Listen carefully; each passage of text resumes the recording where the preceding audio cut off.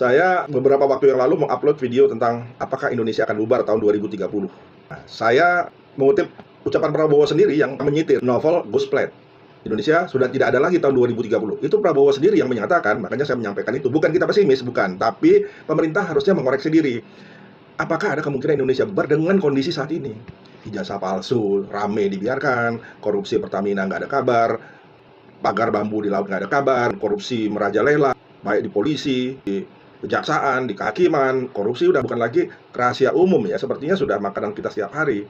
Nah, kita lihat bagaimana penyelewengan hukum, bagaimana rakyat miskin semakin miskin, bagaimana orang nganggur sudah tidak ada yang peduli, ya pemerintah juga tidak punya solusi, apalagi minat baca kita terendah di dunia, literasi kita juga amburadul, ya, skor PISA atau mutu pendidikan kita rendah, dan ada 10 juta Gen Z nganggur, PHK di mana-mana, bukan cuma bicara ribuan, tapi puluhan ribu, bahkan ratusan ribu di PHK.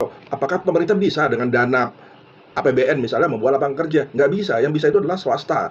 Mereka mencari untung, ya bukan menghambur-hamburkan uang untuk memberikan pekerjaan, tapi hasilnya tidak jelas. Koperasi misalnya, koperasi itu dari dulu kita tahu, hidup segan mati tak mau, manajemennya amburadul, hanya sebagian kecil aja koperasi yang bisa hidup. Nah, sekarang dengan dana nggak tahu dari mana akan diberikan pada koperasi. Nah, koperasi yang direkrut adalah orang-orang yang tidak mengerti koperasi, yang belum pengalaman. Nah, ini kan bahaya ya. Dari mana uangnya? Bagaimana kalau bangkrut? Sudah ada dana terkuras untuk IKN, terkuras untuk MBG, makan siang gratis, terkuras lagi untuk bayar utang, terkuras untuk membayar pejabat-pejabat di kabinet gendut.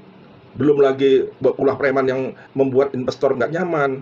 Investor yang sudah nggak nyaman kemudian relokasi usaha ke daerah yang UMR-nya lebih rendah. Bahkan lebih menyedihkan lagi mereka relokasi ke luar negeri. Kita tinggal gigit jari. Nah, hal-hal ini kan secara kasat mata membuat Indonesia bisa jadi bangkrut atau tidak ada lagi tahun 2030.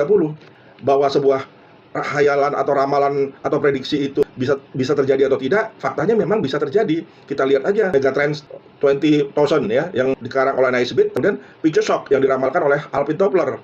Itu juga terjadi. Bagaimana kondisi sekarang ini sudah diramalkan tentang Contagion ya. Contagion itu film tentang virus, apa yang terjadi ketika virus menyerang. Nah, terakhir kita mungkin memperhatikan tentang Bart Simpson.